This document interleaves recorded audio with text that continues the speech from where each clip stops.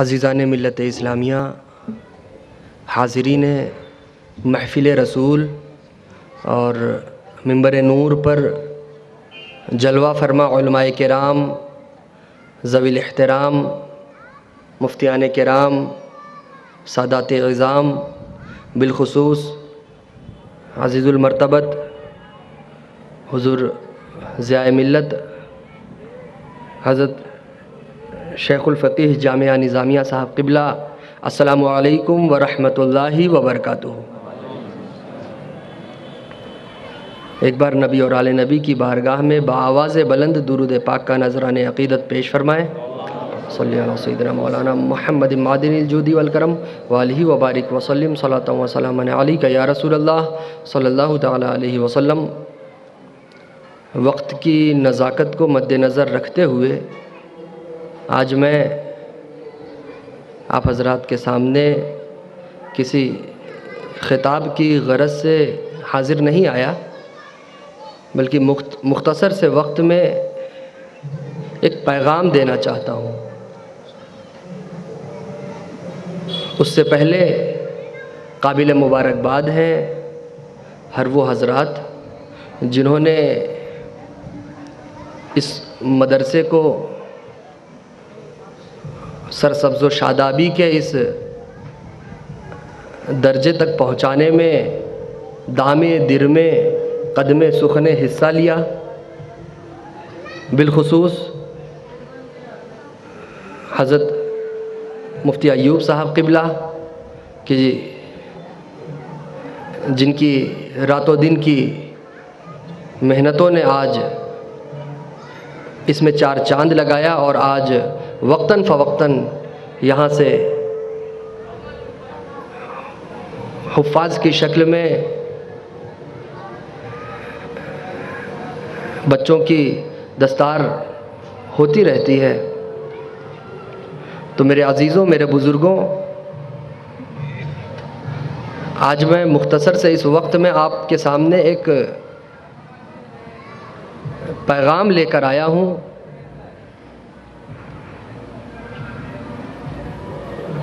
ایک میسج اسلام کی طرف سے، مذہب اسلام کی طرف سے ایک پیغام لے کر آیا ہوں۔ میری گزارش ہے کہ بڑی سنجیدگی و متانت کے ساتھ جو باتیں آپ کے سامنے رکھی جائیں اسے سمجھنے کی کوشش کریں۔ مولا تعالیٰ ہم سب کو زیادہ سے زیادہ دین متین کے معاملات میں عمل کرنے کی توفیق عطا فرمائے۔ تو میں یہ عرض کر رہا تھا کہ آج میں آپ کے سامنے ایک پیغام لے کر آیا ہوں، ایک میسج لے کر آیا ہوں اسلام کا، کہ ہمارا مذہب اسلام ہم سے پوچھ رہا ہے کہ اے انسان، کیا تو وہی مسلمان ہے جسے خدا وحدہ لا شریک نے اپنا بندہ قرار دیا ہے؟ اے انسان، کیا تو، اسلام ہم سے پوچھ رہا ہے کہ اے انسان، کیا تو وہی مسلمان ہے جسے میرے محبوب نبی کا امتی کہا جاتا ہے؟ ہمارا اسلام ہم سے پوچھ رہا ہے کہ اے انسان، در حقیقت کیا تو وہی مسلمان ہے جسے غوث و خواجہ کا غلام کہا جاتا ہے؟ میرے عزیزوں، افسوس کہ ہم اس دنیا کی الجھنوں میں ایسا الجھے کہ ہم بھول گئے کہ ہم مسلمان ہیں۔ ہم اس دنیا کے نشیب و فراز میں ایسا مصروف ہوئے، یعنی کہ اس کی اونچ نیچ میں ہم نے اپنے آپ کو ایسا مصروف کر دیا کہ واقعی میں ہم بھول گئے کہ ہم خدا کے بندے ہیں۔ اس دنیا کے رات و دن کے درمیان ہم نے اپنی زندگی کو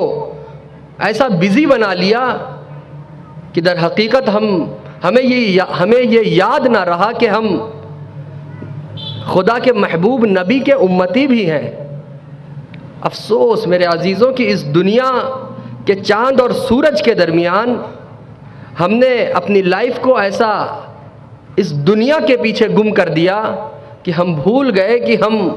غوث و خواجہ کے غلام ہیں۔ تو میرے عزیزوں، ایسی ہی کچھ کڑوی باتیں اپنی زندگی کے تعلق سے کہ جو ہمارے سماج میں کچھ ایک مسلمان کو مسلمان ہونے کی حیثیت سے جن باتوں سے دور رہنا چاہیے، لیکن ہم قدم بقدم وقتاً فوقتاً انہی چیزوں کے قریب جا رہے ہیں۔ تو ایسی کچھ باتیں میں آپ کی بارگاہ میں رکھنا چاہتا ہوں۔ میری گزارش ہے کہ بڑی ہی سنجیدگی و متانت کے ساتھ ان باتوں کو سمجھنے اور ان پر عمل کرنے کی ہم سب کو کوشش کرنی چاہیے۔ جیسے جیسے ہم نبی کریم صلی اللہ علیہ وسلم کی تعلیم و تربیت سے دور جا رہے ہیں، جیسے جیسے ہم اپنے پیارے نبی کے ظاہری زمانے سے، جب وہ موجود تھے ظاہری زمانے میں انہوں نے ہمیں جو تعلیمات دیں، ان تعلیمات کی میں بات کر رہا ہوں، جیسے جیسے ہم اپنے نبی کی تعلیم و تربیت سے دور جا رہے ہیں اور قیامت کے قریب آ رہے ہیں، ویسے ویسے کچھ باتیں، جو بہت ساری ایسی باتیں ہیں جو ہمارے اندر ایک مسلمان ہونے کی حیثیت سے نہیں ہونی چاہیے، لیکن ان میں سے ایک بات جس کا آج میں آپ کے سامنے ذکر کرنا چاہتا ہوں، صرف ایک بات میں آپ کو مثال دوں۔ اگر ہمارے سامنے کھانا رکھا ہے اور ایک ساتھ ہم پورا کھانا کھانے کی کوشش کریں تو یہ دشوار کن بھی ہے اور اس سے ہمیں تکلیف بھی ہوگی۔ اگر لقمے کے بعد لقمہ، ایک ایک لقمہ کر کے ہم کھانا کھائیں گے تو ہم کھانا ختم بھی کر سکتے ہیں اور ہمیں کوئی تکلیف بھی نہیں ہوگی اور ہم شکم سیر بھی ہو جائیں گے، یعنی ہمارا پیٹ بھی بھر جائے گا۔ اسی طرح سے دین کے معاملات ایسے ہیں کہ ان کو اگر ایک ایک کر کے سمجھیں اور اس پر عمل کیا جائے، میری یہ سوچ ہے، تو وہ زیادہ بہتر ہوں گے۔ لہٰذا آج میں دین کے معاملات میں سے ایک معاملہ، ابھی آپ کو چونکہ عزیز المرتبت حضرت مفتی صاحب قبلہ کی تقریر، ان کا بیان سننا ہے، سماعت کرنا ہے انشاءاللہ، لہٰذا مختصر سے چند سیکنڈ میں یہ کہیے تو بہتر ہوگا۔ تو میرے عزیزوں، آج ہماری کمیوں میں سے ایک کمی جس کا میں ذکر کرنا چاہتا ہوں وہ یہ ہے کہ ہم نے اچھائی کو خاص کر دیا ہے آخری وقت کے ساتھ۔ ہم نے اچھائی کو خاص کر دیا ہے آخری وقت کے ساتھ۔ اب آپ سوچیں گے بھائی اس کا کیا مطلب ہے؟ میں آپ کو آسان انداز میں سمجھانے کی کوشش کروں۔ اچھائی کا معنی ہے نیک کام، اچھے کام۔ تو ہم نے آج اچھے کاموں کو، نیک کاموں کو خاص کر دیا ہے بڑھاپے کے ساتھ۔ اب آپ کو سمجھ میں آئے گا، ہم نے اچھائی کو خاص کر دیا ہے آخری وقت کے ساتھ۔ اچھائی کا معنی سے مراد ہے نیک کام، آخری وقت سے مراد ہے بڑھاپا۔ آج آپ پورے دنیا کے مسلمانوں کا سروے کریں میرے عزیزوں، میرے بزرگوں، عزت مآب ماؤں بہنوں، تو آج ہمیں پتہ چلے گا کہ پوری دنیا میں 90% جتنے بھی مسلمان ہیں، مسلمانوں کی تعداد، کل مسلمانوں کی جو تعداد ہے، اس تعداد میں سے 90% مسلمان ایسے ہیں جو اچھائی کو جنہوں نے خاص کر دیا ہے آخری وقت کے ساتھ۔ مثال کے طور پر نماز لے لیجئے، مفتی صاحب قبلہ ہیں، ذرا بھی کچھ ہو تو وہ اصلاح فرمائیں گے میری۔ تو آج ہمارا عالم یہ ہے کہ جب ہم بڑھاپے کی دہلیز پر قدم رکھتے ہیں، جب موت سے قریب ہو جاتے ہیں، تب ہمیں یاد آتا ہے کہ اب ہمیں نماز شروع کرنی چاہیے۔ میرے عزیزوں، کیا خدا کا بندہ ہونے کا یہی ہم اپنا فریضہ انجام دے رہے ہیں؟ کیا ہم وہی اسی نبی محمد کے امتی ہیں صلی اللہ علیہ وسلم کے؟ کیا ایک نبی کے امتی ہونے کی حیثیت سے ہمیں یہی ہماری ذمہ داری ہے کہ جب ہمارے ہاتھ پیر دل دماغ صحیح سلامت ہو اس وقت ہم اپنے خدا کے ذریعے دی گئی ذمہ داری کو بھولے بیٹھے ہیں، اور جب ہم پیروں سے معذور ہو جاتے ہیں، ہاتھوں سے معذور ہو جاتے ہیں، ہمارے جسم کے اعضاء ڈھیلے پڑ جاتے ہیں، طرح طرح کی بیماریاں ہمیں لاحق ہو جاتی ہیں، تب ہمیں یہ تصور اٹھتا ہے، ہمیں یہ خیال آتا ہے کہ چلو اب نماز پڑھنا چاہیے۔ میرے عزیزوں، آپ ایک سید زادہ یہ بول رہا ہے، جانشین شیخ الاسلام یہ بول رہے ہیں، سید حمزہ اشرف یہ بول رہا ہے، اس لیے آپ میری بات اللہ کے واسطے مت مانیے، بلکہ آپ اپنے روح سے سوال کریے۔ آپ کی روح آپ کو جواب دے گی کہ واقعی میں آج ہمارے سماج میں ہمارے سماج کا بڑا طبقہ خدا کے ذریعے دی گئی ذمہ داری سے پھرا ہوا ہے۔ خدا نے ہمیں ذمہ داری دی ہے کہ ایک وقت آئے جب ہم حد بلوغ کو پہنچ جائیں، یعنی عاقل اور بالغ ہو جائیں، تو ہمیں دن میں 5 وقت نماز قائم کرنی ہے۔ کیا آج ہم اسی خدا کے بندے ہونے کا فریضہ انجام دے رہے ہیں؟ آپ اپنے آپ سے سوال کریے، آپ کی روح آپ کو جواب دے گی، آپ کے دل سے یہ جواب نکلے گا۔ آپ سوچیں گے کہ بھائی اس میں تو بہت سارے لوگ ایسے ہیں جو واقعی میں نماز پڑھتے ہیں، اچھے کام کرتے ہیں، تو یہ حمزہ میاں یہ کیوں کہہ رہے ہیں کہ پوری مسلمان قوم ایسا کر رہی ہے؟ دیکھیے، ایک ضابطہ ہے للأکثر حکم الکل، للأکثر حکم الکل۔ اس کا سلیس اور آسان ترجمہ میں بتاؤں آپ کو کہ اکثریت کے فیصلے کو سب کا فیصلہ کہا جاتا ہے۔ مثال کے طور پر کوئی کمیٹی ہے، 10 لوگوں کی کمیٹی، اور اس 10 لوگوں کی کمیٹی نے یہ فیصلہ کیا کہ ہمیں مسجد تعمیر کرنی ہے یا ہاسپٹل بنانا ہے۔ اب اس میں سے 7 لوگ یہ کہہ رہے ہیں کہ ہم ہاسپٹل بنائیں گے، اور 3 لوگ ایسے ہیں جو کہہ رہے ہیں کہ بھائی ابھی ہم ہاسپٹل نہیں بنائیں گے۔ تو اب آپ بتائیے، 10 لوگوں کی جو ٹوٹل کمیٹی ہے اس میں ایک طرف 7 لوگ ہو گئے اور ایک طرف 3 لوگ ہو گئے، تو 3 کے مقابلے میں 7 کی تعداد زیادہ ہے، لہٰذا یہ کہا جائے گا کہ پوری کمیٹی نے یہ فیصلہ لیا کہ مسجد تعمیر کرنی ہے۔ میرے عزیزوں، میرے عزت مآب بزرگوں، اسی طرح سے اس پوری دنیا میں جتنے بھی مسلمان ہیں ان کا اگر ہم معائنہ کریں تو ایک بڑی تعداد ایسی ہے جو اپنے خدا کے ذریعے دی گئی ذمہ داری سے منہ پھیرے ہوئے ہے نا میرے عزیزوں؟ آپ میرے کہنے پر مت جائیے، آپ خود معائنہ کریے، آپ خود پتہ لگائیے، آپ کے دل سے یہ آواز اٹھے گی، آپ کا وہ دل یہ آواز نکالے گا کہ واقعی میں کیا ایک مسلمان ہونے کی حیثیت سے یہی ہماری ذمہ داری ہے کہ ہم قرآن کی تلاوت آج ہم اپنے عمر کے آخری پڑاؤ میں پہنچتے ہیں تب ہمیں یہ فکر لاحق ہوتی ہے کہ چلو اب قرآن کی تلاوت کرنی چاہیے۔ آپ دیکھیے اپنے سماج میں ہے، کیا یہی ہماری ذمہ داری ہے؟ جب آج ہم بوڑھے ہو جاتے ہیں تب ہمیں یہ فکر ستاتی ہے، یہ خیال کچوکے لگاتا ہے، پریشان کرتا ہے کہ چلو اب ہم اپنے بچوں سے بولتے ہیں کہ بیٹا اب زندگی کے آخری پڑاؤ میں ہیں، اب کس وقت اس دنیا فانی سے کوچ کر جائیں، کوئی بھروسہ نہیں، بیٹا چلو حج کرا دو۔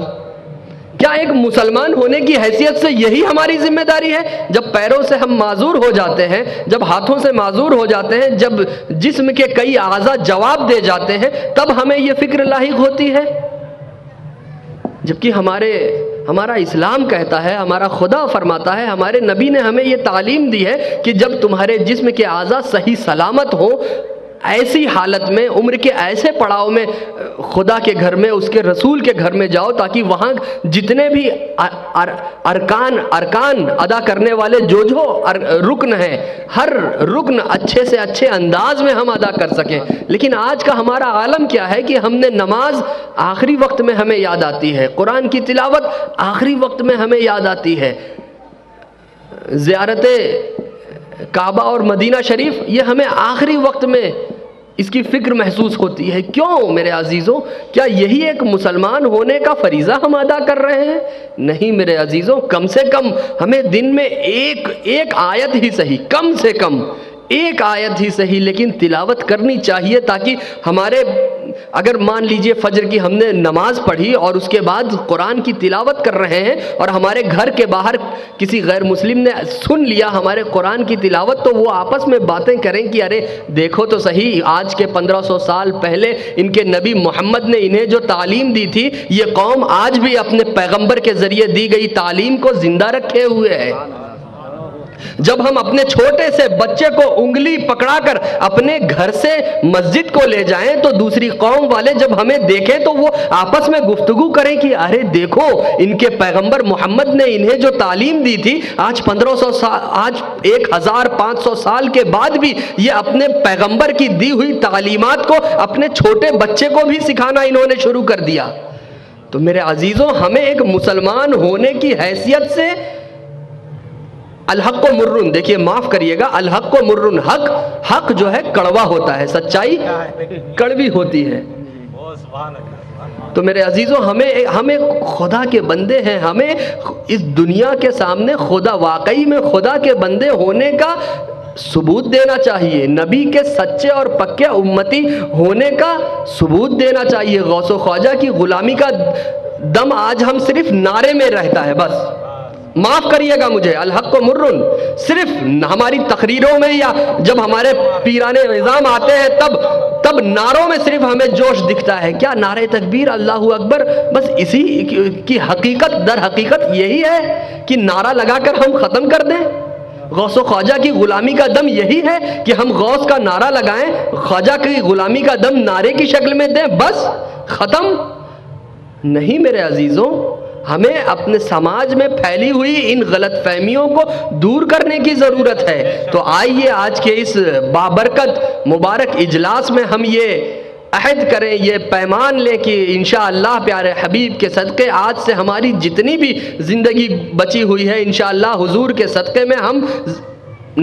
5 وقت کی نماز کی کوشش، مولا تعالیٰ ہمیں توفیق عطا فرمائے کہ ہم 5 وقت کی نماز پڑھیں۔ مولا تعالیٰ ہمیں توفیق عطا فرمائے کہ ہم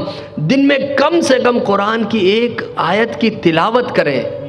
مولا تعالیٰ ہمیں توفیق عطا فرمائے کہ جب ہمارے جسم کے اعضاء صحیح سلامت ہوں تب ہم حج کی زیارت، حج و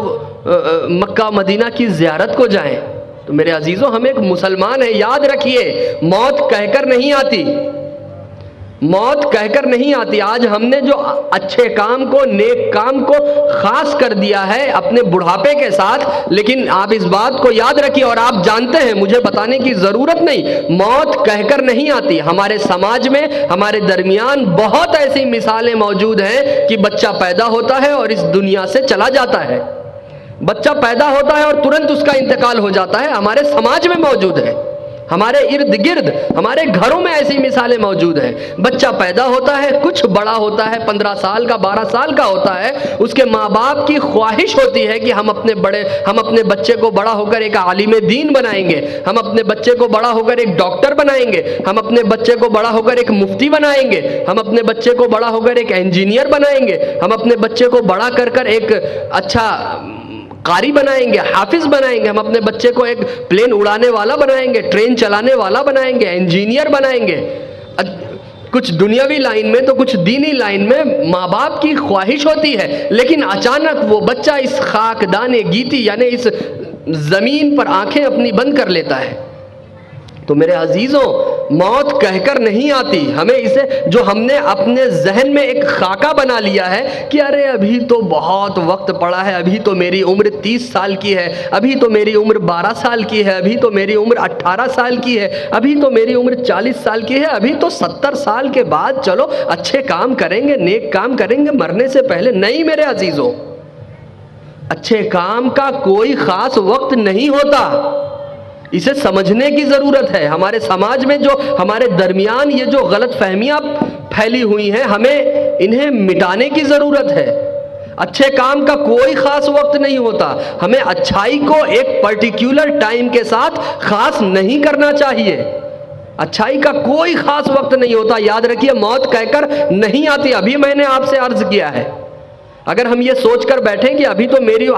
اگر حمزہ اشرف یہ سوچ لے کہ میری عمر ابھی 30 سال کی ہے، ابھی تو 50 سال بچا ہے، ہو سکتا ہے کل کی صبح مجھے نصیب ہو یا نہ ہو، یہ مجھے معلوم نہیں کہ مجھے میسر آئے کہ نہ آئے۔ آپ میں سے کسی کو یہ نہیں معلوم کہ ہماری زندگی کے کتنے دن اس دنیا میں بچے ہوئے ہیں۔ تو میرے عزیزوں، آج میں یہی ایک چھوٹا سا پیغام، ایک پیغام، کہ ہمیں اچھے کام کو، نیک کام کو آخری وقت کے ساتھ خاص نہیں کرنا چاہیے، اپنے بڑھاپے کے ساتھ خاص نہیں کرنا چاہیے۔ مولا تعالیٰ کی بارگاہ میں عاجزانہ، مخلصانہ، مؤدبانہ گزارش ہے، التماس ہے کہ مولا اپنے پیارے حبیب کے صدقے ہمیں زیادہ سے زیادہ نماز پنجگانہ کی توفیق عطا فرمائے۔ مولا اپنے پیارے حبیب کے صدقے ہمیں ایک دن میں 24 گھنٹے میں کم از کم قرآن کی ایک آیت کی تلاوت کی توفیق عطا فرمائے۔ مولا اپنے پیارے حبیب کے صدقے ہمیں